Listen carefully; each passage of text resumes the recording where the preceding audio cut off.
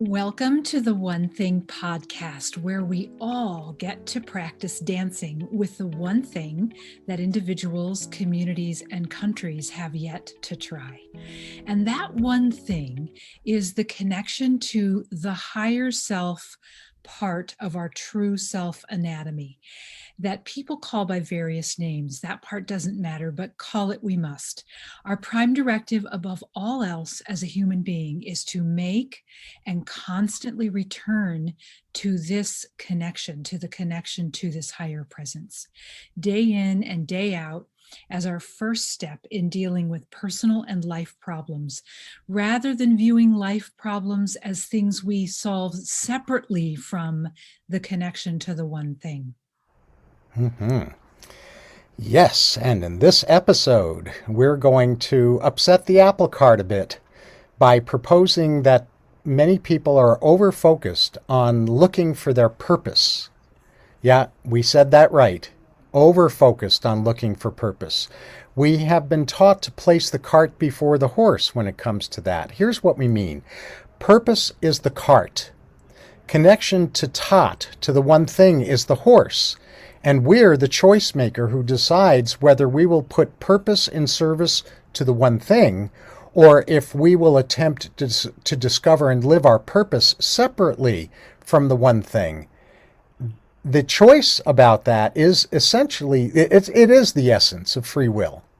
Yeah, well said, well said. So here's a great quote by our good buddy, Albert Einstein. When you examine the lives of the most influential people who have ever walked among us, you discover one thread that through them all. They have been aligned first with their spiritual nature and only then with their physical selves. Right. And I'm going to have you repeat that again because part of it you kind of not zoned out on, but I couldn't hear part of the quote. Oh, And it my was a juicy part. So say it okay. Well, we can't have that. Yeah. again. Okay. So, and I also want to say that when you think about influential people, they're influential because they did this, and then we got to see them as examples. You are one of those people too. So it doesn't mean you have to become famous or anything, but we're calling all humans to this idea here. So here's the quote again. Calling all humans, calling all humans. When you examine the lives of most influential people who have ever walked among us, you discover one thread that winds through them all. They have been aligned first with their spiritual nature and only then with their physical selves. And this is we tend to do it the opposite, and so this is the idea of the cart before the horse. we're trying to talk about having the horse before the cart, which Yes. is alignment with our spiritual nature first, and then everything else following that. Exactly. See, the problem that Lori and I see is that well-meaning people try to find solutions to life problems as a way to access the one thing, when that's the opposite of our design, which is to access TOT, the one thing, in order to discover solutions to our life problems. So this includes our sense of purpose. So we're going to talk about all of that, all of this inside of exploring how looking for your purpose can end up blocking you from connection with TOT, with the one thing, and how to develop a more TOT-aligned relationship with your purpose. Yeah, that's so great. And here's the thing that in our experience isn't actually said enough. And that is that purpose is distorted by being disconnected from our higher self, being disconnected from this one thing that we're calling TOT. And that our purpose is actually clarified. It's made clear to us. It's brought into focus for us and fulfilled only through this connection to our higher presence in the one thing. Mm-hmm. So just to reiterate, so there's total clarity about this. Purpose is the cart. Connection to TOT, to the one thing, is the horse. And we're the choice maker who decides whether we will put purpose in service of the one thing, or if we're going to try to discover and live our purpose separately from the one thing, where, okay, I connect with the one thing over here, and then I do my purpose separate over here. So we're inviting you to step into what we think is the essence, the heart of free will. Yeah. Yeah. The way I see free will is to be a good director of this connection. We don't have to strong arm ourselves into anything. That's often what people think of free will as. And that's actually not, that's where we're wrestling with our ego mind, basically. But our free will is to be a really good director, a really good manager of this consistent coming back to connection to our higher presence, the one thing taught, we're using these different words, the source of life, the creative life force, whatever word you want to put to it. And I've noticed, and I think, David, you have too, that it seems like more and more people than ever are feeling this anxiousness, or this kind of impatience and this need to find their purpose. And it's understandable because, the collective consciousness is kind of speeding up a little bit. So it seems like there's some gas on the need to find our gas pedal is being pressed on the need to find our purpose. And people often tend to look externally to fulfill their purpose, believing that this is going to, once they finally find their purpose, this deep yearning that they have will be fulfilled. And honestly, allowing our purpose to simply be an expression of this constant connection means that we're fulfilling our purpose. It will be, guided and directed according to higher wisdom, higher intelligence. And only then will that deep yearning that we feel get to be fulfilled. It's through that connection, and then whatever activities and actions and inspirations and nudges that we get from that connection is the yearning fulfilled. That is the well of happiness, so to speak. And that's how purpose extended into the world is made right. So let me see what else I was going to say here. Yeah, expressing our purpose as a human being through this connection, then it's not coming from a place of feeling incomplete as a human being and that yearning, but it's rather coming from a place of wholeness. When we're connected to our higher presence, it automatically,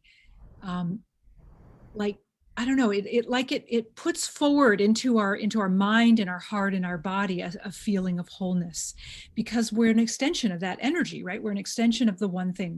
We're an extension of the source of all life. And when we're consciously connected to it, you can feel that. It's very palpable. And this positively influences the nature of what we bring to the table and the impact we have.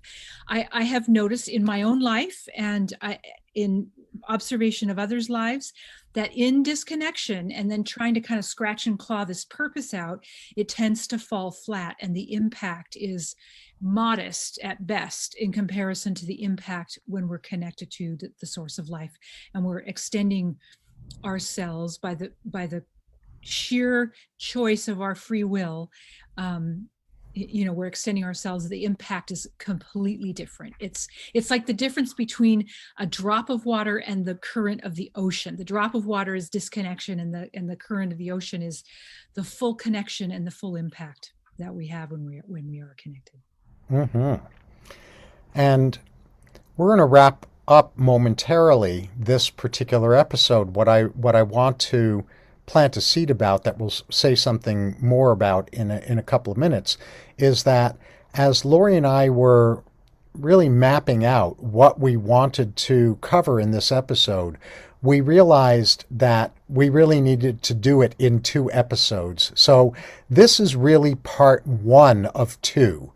And so the value takeaways that we want to offer to you in part 1 in this episode, honey, why don't I take the first and third, and you can take the second? Okay.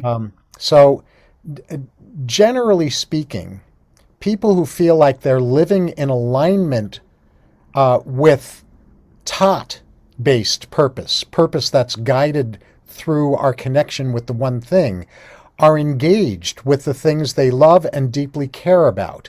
So daily practice of connection is really important. You know, the material out there that's on how to find your purpose, and I have some information on that. Lori has some information on that.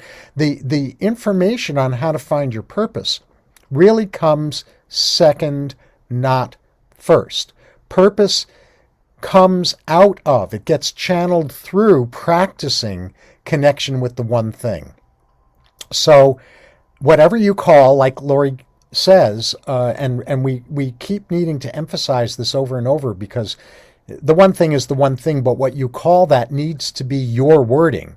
The one thing is your advisor in all things life. It's your health coach. It's your relationship mentor. It's your family counselor. It's your business partner. It's your money manager, etc., etc. So practice connection first, trusting that the more connected you are with whatever you call the one thing, the more your clarity about purpose will organically and rightly and accurately emerge. Exactly. What David said. Yeah. So, we're inviting you, as we do, and are we perfect? No, but do we practice our asses off? Yes. We're inviting you to regularly connect with the source of life, with the one thing, with your higher presence. And, to me, regularly means way more than once a day, because it's too hard to maintain the connection if I do it in the morning all day long. So, or twice a day, in the morning and the evening, and way more than that. Way more than that. I would even suggest every hour on the hour, more if you can manage that. It just takes a moment, and your mind is going to want to definitely wrestle with you on this one, play tug of war, and say, oh my gosh, you don't have time for that much. But just start. But it's not a full meditation session. No, it's just a connection that could take moments, and you get faster and better at it over time.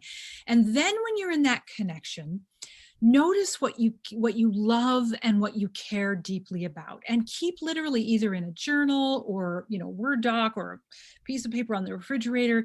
Keep a running list of those things. You don't have to know what they mean. I remember when I did this years ago, I had things like tea and color and nature and creativity and all these things where my mind, my human mind was like, what are you going to do with that?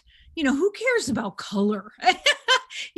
But I just let it be an adventure. I let it, be an experiment. And I just kept adding to the list. And lo and behold, today, all of those things are woven into what I do as my purpose in such a beautiful way. I never could have figured it out in my own mind, but my higher presence has the wisdom and the infinite intelligence to inspire me one step along the way and have it come out as love and things I care deeply about. So we're inviting you to do the same. Yeah, and I totally resemble that too. When I look back on the arc of my lifetime so far, as we're recording this episode, I'm 67 years old. So I have a number of decades to look back on now. And as I look at the arc of my life, I see that the various things that I was guided toward developing in myself through what I love and what I care deeply about and what I'm passionate about has been a necessary building block in crafting my ability to embody my purpose. And it as I look back with 2020 hindsight, it absolutely seems miraculous to me. And so I think the exercise that Lori is trying to inspire you to do around keeping a running list of those things that you love and care deeply about is way more valuable than you might be tempted to think. Mm-hmm. And as that list is emerging for you, what the third and final takeaway from part one of this two-part series on purpose, what we want to inspire you to do is to ask yourself, with those things that emerge on the list that you develop over time, what those things mean to you when you look at them through the eyes of your highest wisdom, of your connection with the universe, through the eyes of the Holy Spirit or God or Jesus or Buddha or your archangels or whatever, the wisdom of the universe, whatever you call the one thing. Really ask yourself, what is the purpose? Why am I so loving and caring about and passionate about these things? What is this for? Yeah. Yeah, one good question for that, what David is suggesting is to say, let's say you put something on your list and then you can ask yourself, and then what would happen? And then what would that mean?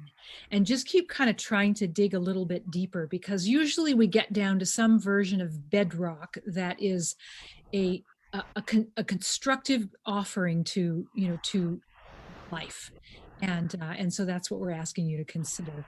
And there was something else I was going to say too about the I think I might have it jumped out of my head. Well, anyway, if you're willing to do this list, I know what it was, is